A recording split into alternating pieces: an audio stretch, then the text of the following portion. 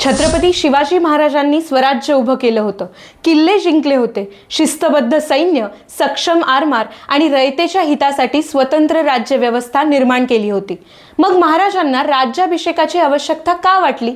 नमस्कार, ऐका जराच्या शिवराज्याभिषेक विशेष मालिकेच्या एपिसोड 1 मध्ये तुमचं स्वागत आहे।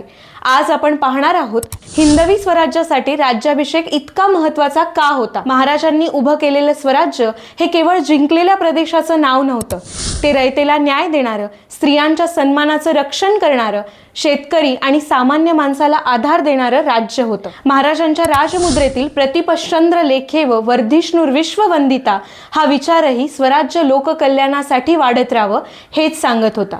परंतु हे स्वराज्य दीर्घकाळ भक्कमपणे टिकावं, त्याला स्वतंत्र राजसत्तेचं औपचारिक स्वरूप मिळावं आणि पुढील पिढ्यांसाठी स्पष्ट वारसा निर्माण व्हावा, यासाठी सिंहासनारोहण आवश्यक होतं।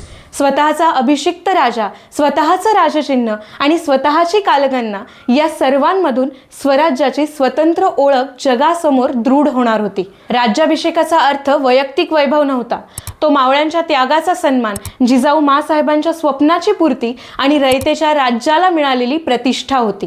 त्यामुळे महाराजांनी निर्णय घेतला, स्वराज्याच्या राजधानीत रायगडावर शास्त्रोक्त आणि भव्य पद्धतीने राज्याभिषेक व्हावा। पण हजारो फूट उंच असणाऱ्या रायगडावर इतका मोठा सोहळा उभारणं सोपं नव्हतं।